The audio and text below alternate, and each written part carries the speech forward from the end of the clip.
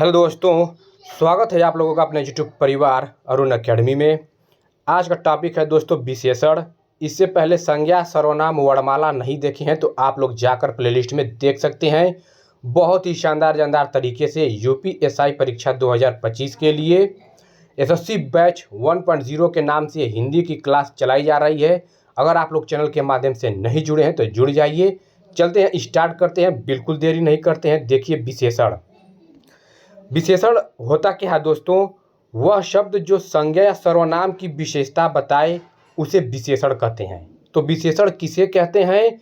जो संज्ञा या सर्वनाम की जो संज्ञा या सर्वनाम की विशेषता बताए उसे विशेषण कहते हैं। जिसकी विशेषता बताई जाती है उसे विशेष्य कहते हैं। विशेष्य दोस्तों उसी संज्ञा या सर्वनाम को ही विशेष्य के नाम से भी जाना जाता है और उसी की विशेषता बताई जाती है, यानी कि किसकी?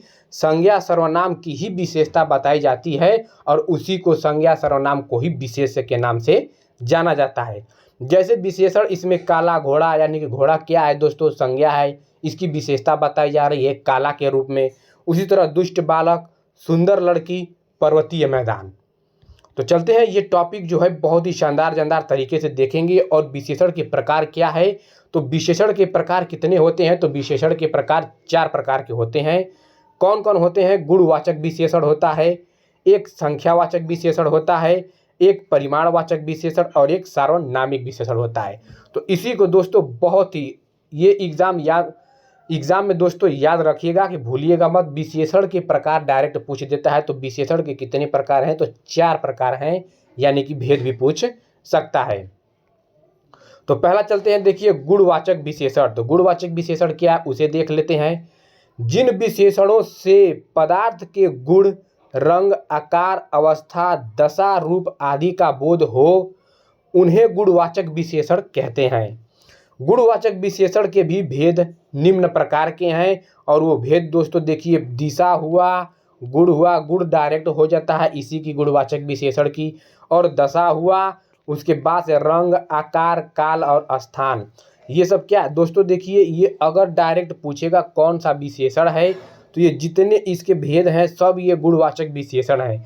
अगर गुणवाचक विशेषण के अंदर पूछ देगा कि दिशा है कि दशा है कि स्थान है कि काल गुणवाचक विशेषण है, तो उसके अंदर का है दोस्तों। और ये सारे के सारे क्या, ये सब गुणवाचक विशेषण हैं। तो दिशा में क्या है? पूर्वी, पश्चिमी, उत्तरी, दक्षिणी अगर आएगा तो दिशा गुणवाचक विशेषण हो जाएगा। और भला, बुरा, बुद्धिमान, सुंदर, मेधावी, मीठा, योग्य, ये तो डायरेक्ट ही गुण है। और दशा देखिए, जब मोटा की बात करें, जब पतला की बात करें, जब सूखा, गीला, भारी, गरीब, रोगी, स्वस्थ, ये सब क्या है? उसकी दशा का बोध करा रहा है, यानी कि दशा गुणवाचक विशेषण हो जाएगा। अगर डायरेक्ट भारी या गरीबी आ जाती है तो कौन सा विशेषण है? तो गुणवाचक दे देगा, संख्यावाचक दे देगा। तो डायरेक्ट आप गुणवाचक विशेषण मार दीजिएगा, लेकिन गुणवाचक के अंदर भी दे देगा।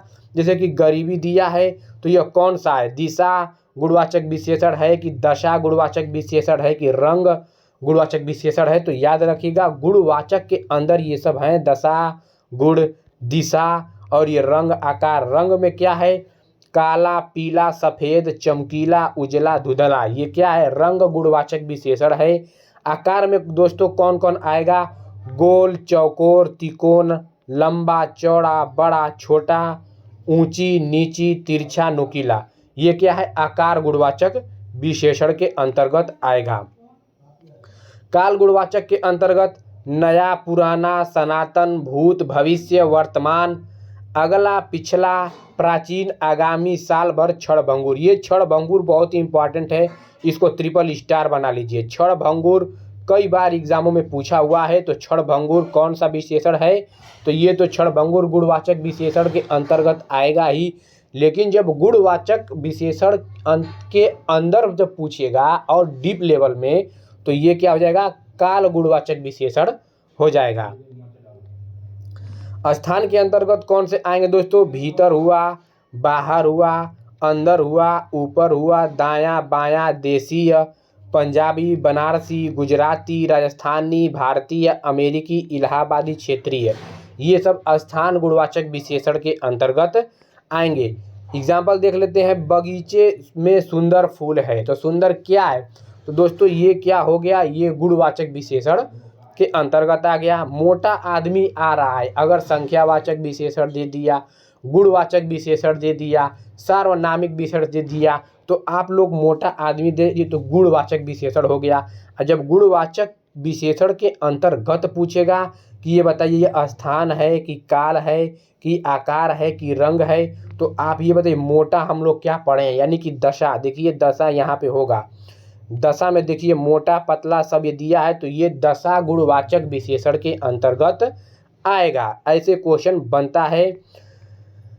छोटी सी ट्रेन खड़ी है, रामायण सुंदर रचना है, वह साल भर, देखिए साल भर आ गया। सच्चे देशभक्त सदा अभिनंदनीय है, तो ये सब क्या है? तो उपर्युक्त वाक्यों में सुंदर, मोटा, छोटी सी, साल भर और सच्चे शब्द क्या है? गुणवाचक विशेषण के अंतर्गत आते हैं।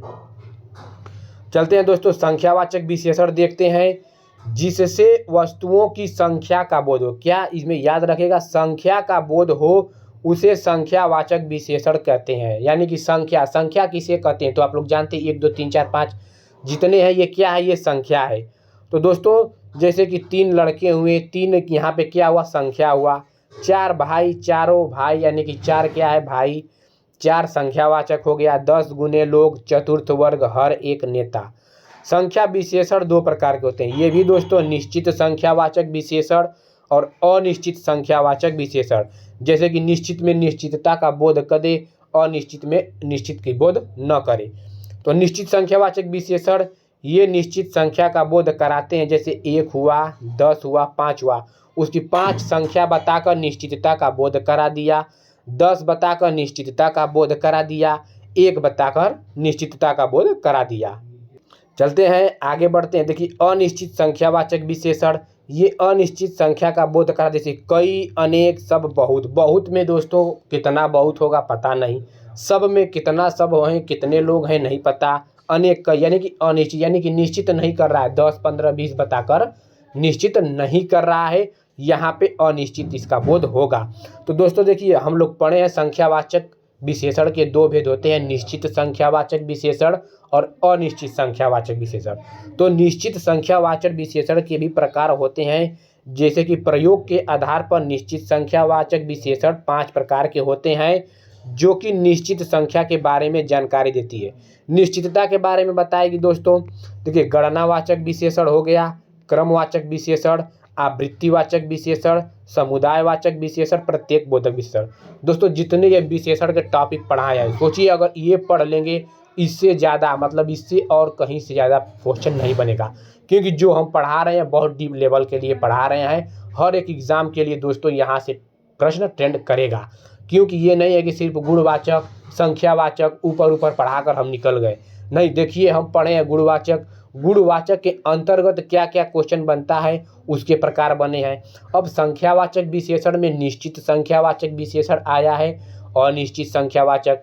अब निश्चित के जो प्रकार ही हैं सब ये दोस्तों एकदम सोचिए एकदम डीप लेवल की हम तैयारी आप लोग के करा रहे हैं। ये दोस्तों आप लोग एक बार प्लेलिस्ट देखिएगा, जितने हिंदी के टॉपिक पढ़ाएंगे सब पेड कोर्स चलाकर इतने अच्छे से इतने कंटेंट तैयार कराकर भी आप लोग को 400-500 रुपये चाहिए। हिंदी की अलग से सब्जेक्ट के लिए आप लोग को कोई पढ़ाएगा तो इतने अच्छे कंटेंट के साथ और प्रीवियस ईयर के साथ भी हम लेकर आ रहे हैं। हर टॉपिक पढ़ाने के बाद प्रीवियस ईयर सॉल्व करा रहे हैं। और देखिए ये कंटेंट कितनी मेहनत से तैयार किया गया है दोस्तों, इसके पीछे बहुत मेहनत लगती है दोस्तों, कई घंटों की।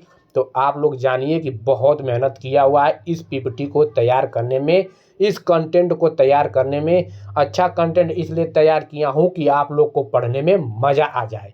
तो चलते हैं दोस्तों, स्टार्ट करते हैं। इसके 5 प्रकार हैं, एक एक करके देख लेते हैं। देखिए गणनावाचक विशेषण, जो संख्यावाचक विशेषण पूर्णांक एवं अपूर्णांक के रूप में गिने जा सके गणनावाचक विशेषण कहलाते हैं। डायरेक्ट आपकी परिभाषाएं भी पूछ देगी कि वह संख्यावाचक विशेषण कौन सी है जिसमें पूर्णांक और अपूर्णांक के रूप में गिने जा सके, तो गणनावाचक विशेषण कहलाते हैं। ये पूर्णांक और अपूर्णांक गणनावाचक विशेषण के भेद हैं। गणनावाचक विशेषण के भी 2 भेद ये जो है, पूर्णांक और अपूर्णांक, जिसमें पूर्ण की ओर दर्शा रहा है उसे पूर्णांक कहते हैं, और अपूर्णांक जिसमें पूर्णता के बोध न हो। तो पूर्णांक बोध विशेषण देख लेते हैं। जो गणनावाचक विशेषण पूर्णांक के रूप में हो उन्हें पूर्णांक बोधक विशेषण कहते हैं। जैसे 1 हुआ, 2, 3, 4, 7, 10। तो ये सब क्या है, ये पूर्णांक बोधक की ओर दर्शा रहा है दोस्तों। 25 रुपये दीजिए, तो 25 इसमें क्या है दोस्तों, देखिए गणना है, संख्यावाचक विशेषण के अंतर्गत आएगा। और संख्यावाचक के अंदर दोस्तों ये क्या है, निश्चित। 25 निश्चित भी बता रहा है, और निश्चित के अंदर भी अगर और डीप लेवल पूछेगा तो गणना के अंतर्गत, गणना के अंतर्गत भी अगर पूछेगा अंदर तो पूर्णांक बोधक विशेषण यानी पूर्णता की ओर। बस इतना जानिए कि ये 25 रुपये संख्यावाचक विशेषण दर्शा रहा है। बस इतना, बस आप लोग कीवर्ड पकड़िएगा कि संख्यावाचक विशेषण के अंतर्गत है और निश्चितता का बोध करा रहा है। अब बाकी जैसे इसके अंदर आएगा तो अब ऑप्शन के अकॉर्डिंग खुद आप लोग को समझ में आ जाएगा कि हाँ पूर्णांक है कि अपूर्णांक है, कि निश्चित है कि अनिश्चित है। तो यहाँ पे देखिए बहुत अच्छी तरह से एकदम डीप लेवल अंदर से जितनी क्वेश्चन उठेगा सब के सब नीचे और हम पढ़ाएंगे। ये नहीं कि हम ऊपर लेवल आप बहुत देखेंगे कि गणनावाचक डायरेक्ट पढ़ाकर मतलब कि संख्यावाचक पढ़ाकर निकल जाते हैं। बस बहुत पढ़ाते हैं निश्चित अनिश्चित, बस उसके बाद से गुणवाचक में पढ़ाकर निकल जाते हैं ऊपर।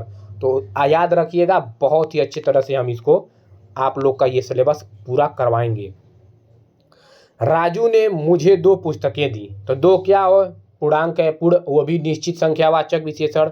सब ये 2 लोग शतरंज खेल रहे हैं, एक लड़का स्कूल जा रहा है, तो ये 2, 25, 1 पूर्णांक संख्या का बोध करा रहे हैं, अतः ये पूर्णांक बोधक विशेषण कहलाएंगे।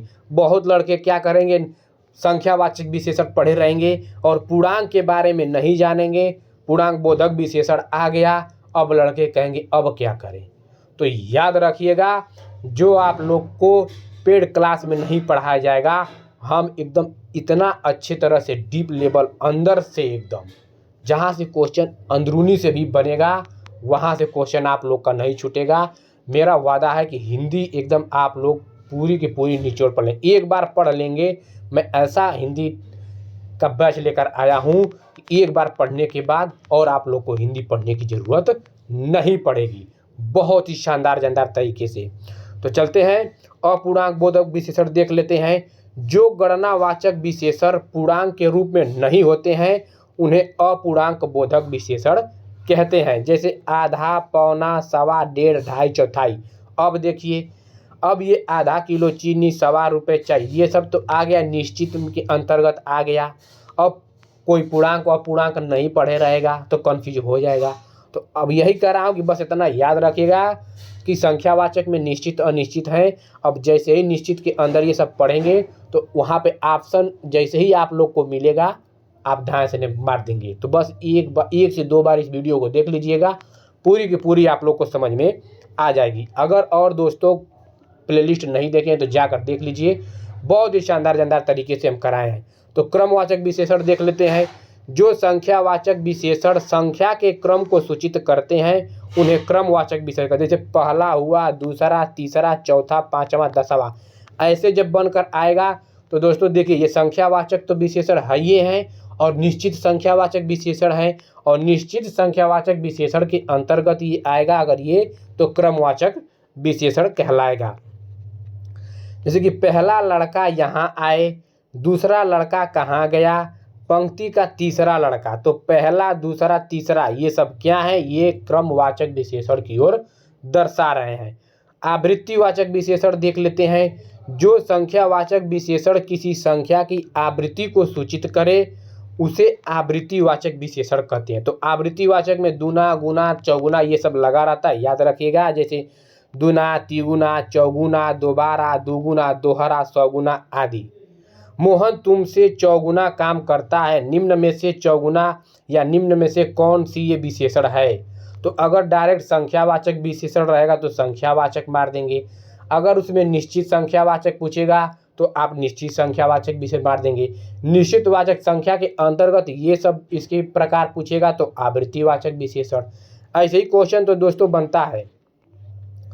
समुदायवाचक या समूहवाचक विशेषण, वे संख्यावाचक विशेषण जो समूह या समुदाय का बोध कराते हैं उन्हें समुदाय या समूहवाचक विशेषण कहते हैं। जैसे दोनों, तीनों, चारों, पांचों, मतलब समूह का बोध हो।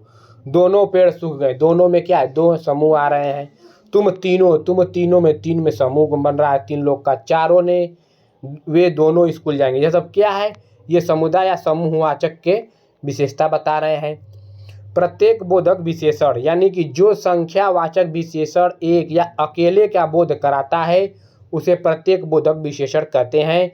जैसे हर एक यानी कि एक एक, प्रत्येक यानी कि एक एक यानी कि आदि हो गया। तो हर एक ने अपना काम पूरा कर लिया, प्रत्येक को प्रसाद मिला, इसमें प्रत्येक यानी कि एक एक, एक एक करके या हर एक करके। जो एग्जाम्पल दोस्तों उदाहरण दिए हैं, पूछेगा तो यही सब पूछेगा, यही एग्जाम्पल भी रखेगा, क्योंकि ये क्वेश्चन जितने एग्जाम्पल हैं ये प्रीवियस ईयर एग्जाम में पूछा हुआ है, यही बार बार रिपीट करता है। अंदर से पूछेगा तो यही एग्जाम्पल रखेगा। तो आप लोग बस पढ़ते रहिए, हम पढ़ाते रहेंगे। अनिश्चित संख्यावाचक विशेषण, जिस संख्यावाचक विशेषण से अनिश्चित संख्या यानी कि बहुत्व का बोध होता है उसे अनिश्चित संख्यावाचक विशेषण कहते हैं। जैसे दोस्तों हम शुरू में जस्ट पढ़े ना कि संख्यावाचक विशेषण के भेद, तो निश्चित संख्यावाचक, अनिश्चित संख्यावाचक। तो निश्चित में उसके जितने प्रकार पढ़े हैं, अब अनिश्चित भी आ गया।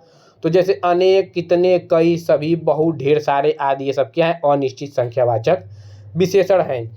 दादी ने ढेर सारे खिलौने खरीदे। ढेर सारे क्या हो गया, यानी कि ढेर सारे, कितने खिलौने खरीदे निश्चित नहीं हो पा रहा है, ढेर सारे खिलौने खरीदे यानी कि अनिश्चित हो गया।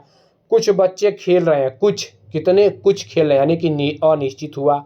कई दर्शक, बहुत आदमी हैं, 50 लोग थे यानी कि 50, करोड़ों का घाटा हो गया। कितना घाटा हुआ लेकिन नहीं पता है, लेकिन इतना पता है करोड़ों का। ये सब क्या है, ये सब अनिश्चित संख्यावाचक विशेषण कहलाते हैं। परिमाणवाचक विशेषण दोस्तों देख लेते हैं। परिमाणवाचक विशेषण क्या है, जो शब्द किसी वस्तु के परिमाण अर्थात माप तौल, याद रखिएगा दोस्तों, माप तौल का बोध कराता है उसे परिमाणवाचक विशेषण कहते हैं। जैसे इकाई, लीटर, ये सब क्या है, इससे मापा जाता है, तौला जाता है। मीटर क्या है, मीटर से भी मापा जाता है। किलोग्राम, ग्राम, किलोग्राम, वजन, ये सब क्या है, ये सब मापन है दोस्तों। जो माप तौल से काम किया जाए वही परिमाणवाचक विशेषण होते हैं। इसके भी 2 भेद हैं, निश्चित परिमाणवाचक और निश्चित परिमाणवाचक विशेषण। निश्चित परिमाणवाचक विशेषण यह वस्तुओं के निश्चित परिमाण का बोध। जैसे दोस्तों देखिए 5 संख्या आ गया तो संख्यावाचक में निश्चित हो गया। तो लेकिन इस 5 के साथ दोस्तों देखिए परिमाण का बोध करा रहा है, किलो आ गया तो यह निश्चित परिमाणवाचक विशेषण हो गया। 5 किलो आम खरीदा। देखिए डालियां भर सेब खरीद रहा है, डालियां भर, कितने भर, डालियां भर, यानी कि निश्चित, एक डाली है तो डालियां भर खरीद लिया, निश्चित हो गया। तो भर सेब खरीद रहा है। 4 सेर दूध है, सेर ये सब क्या है, भर सेर ये सब माप तौल है। 2 कुंतल धान खरीदो, यानी कि ये सब क्या है दोस्तों, माप तौल है। 2.5 मीटर कपड़ा लगेगा तो 2.5 मीटर, मीटर क्या है, माप तौल है। तो यहाँ पे निश्चित, 2.5 क्या है, निश्चितता का बोध करा रहा है। तो यहाँ पे निश्चित परिमाणवाचक विशेषण होगा।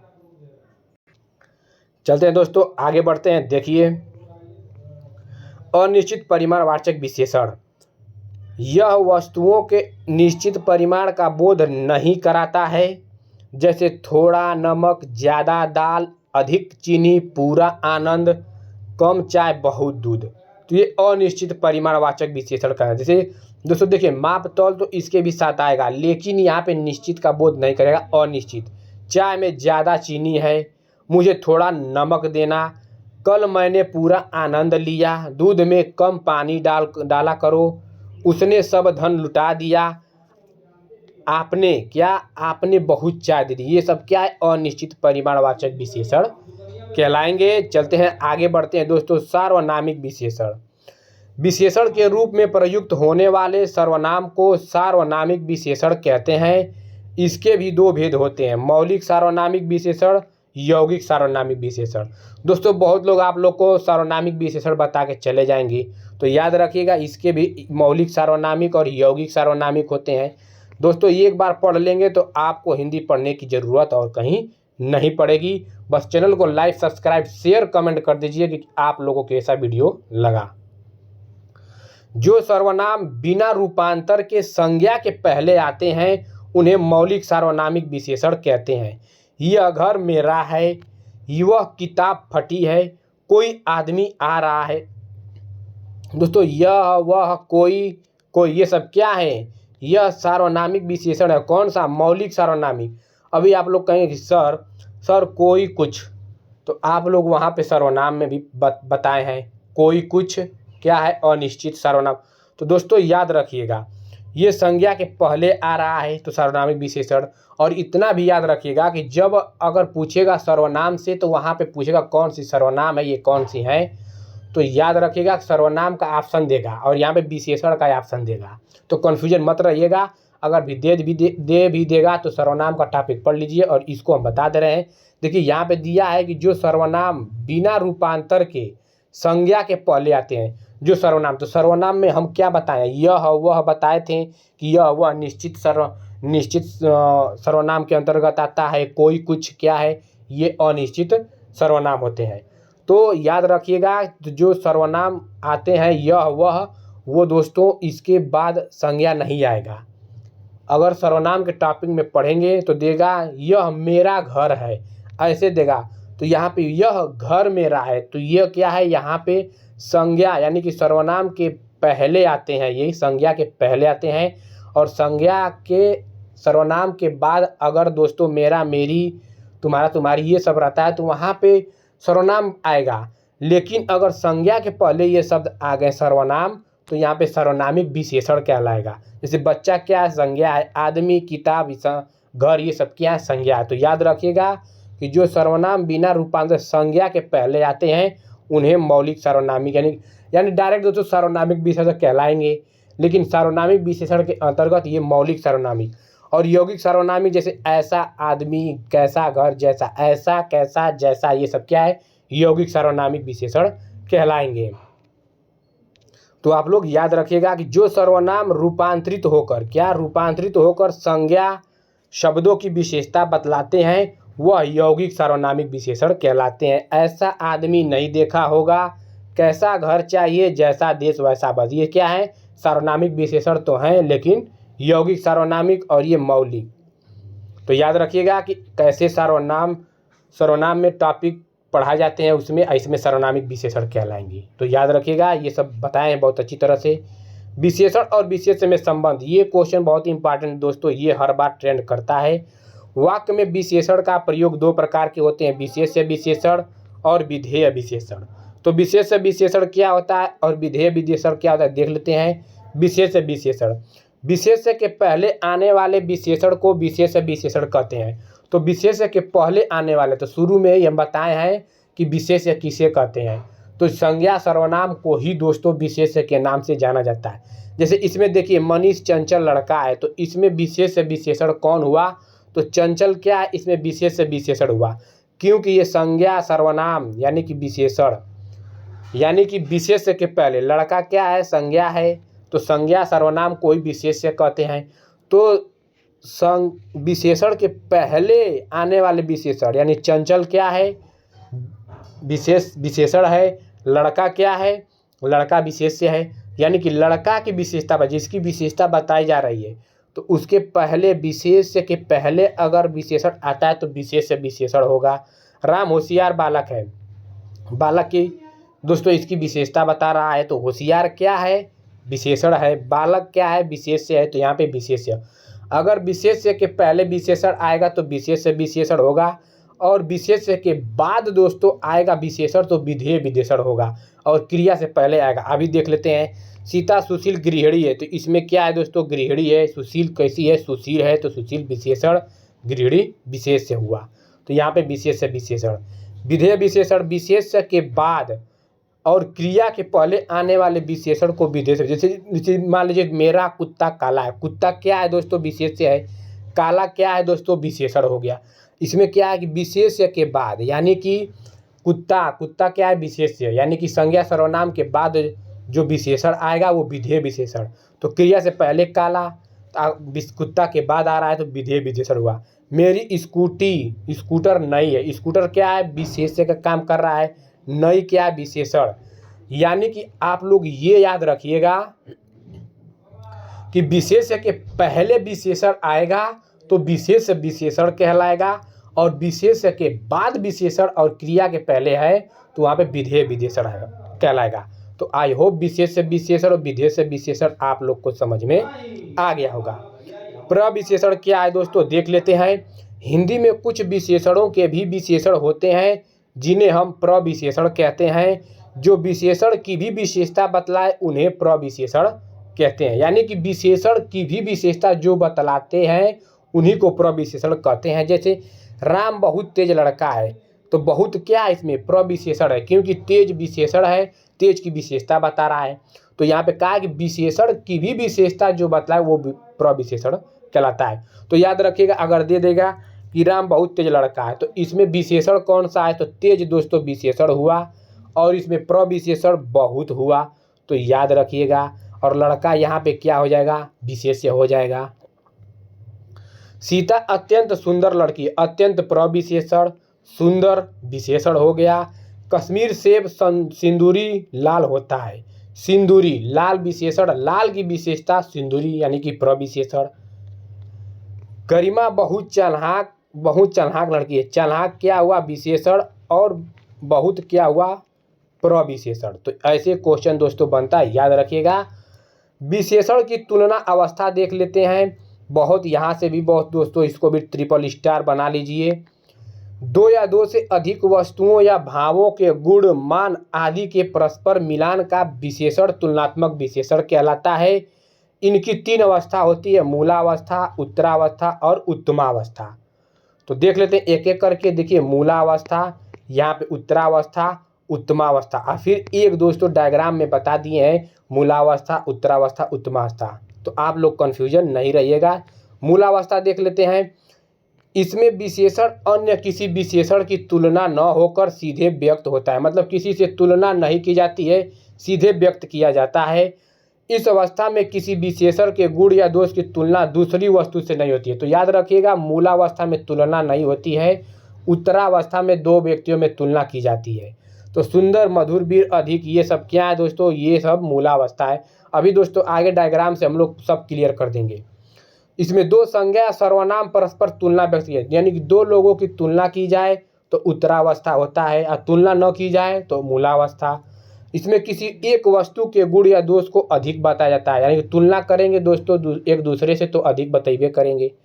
यह अवस्था बनाने के लिए या तो विशेषण शब्द से ठीक पहले से पद लिखा जाता है या फिर प्रत्यय जोड़ दिया जाता है। डायग्राम से सब समझ में आ जाएगा दोस्तों, टेंशन मत लीजिएगा। राम श्याम से अधिक समझदार है, देखिए एक दूसरे से तुलना हो रहा है, से भी आ गया, तो राम श्याम से अधिक समझदार है। तो यहाँ पे क्या होगा, उत्तरा अवस्था होगा। उत्तमा अवस्था देख लेते हैं, उसके बाद डायग्राम से सब क्लियर कर देंगे। इसमें एक संज्ञा सर्वनाम की तुलना सभी से की जाती है, मतलब इसमें सभी से की जाती है, सबको सर्वोच्च दिखाएगा, मतलब सब में बेस्ट जो होगा वही उत्तमा अवस्था होगा। जैसे कि सर्वोच्च न्यायालय उच्चतम न्यायालय भी कहते हैं, तो इसमें तम आएगा दोस्तों, तो उच्चतम, तो उत्तमा अवस्था होगा। इसमें विशेषण द्वारा किसी वस्तु की सबसे अधिक गुणशाली या दोषी बताया जाता है। यह अवस्था बनाने के लिए या तो विशेषण शब्द से ठीक पहले सबसे पद या फिर विशेषण के साथ तम प्रत्यय जोड़ दिया जाता है। जैसे कि भारतीय टीम में हिटमैन सबसे अच्छा खिलाड़ी है, तो सबसे अच्छा, इसमें सबसे अच्छा बताएगा दोस्तों। मूलावस्था में तुलना किसी से नहीं करेगा, डायरेक्ट रहेगा मूलावस्था में। उत्तरावस्था में एक दूसरे से तुलना की जाएगी दो वस्तुओं से, और इसमें दोस्तों दो से अधिक यानी कि तीन या तीन से अधिक, यहाँ पे सबसे अच्छा बताएगा, सर्वोच्च जिसकी बात करेगा, और इसमें तम लगा होगा। तो भारतीय टीम में हिटमैन सबसे अच्छा खिलाड़ी है। तो आप लोग कमेंट बॉक्स में कमेंट करके बताइएगा हिटमैन किस खिलाड़ी का नाम है दोस्तों।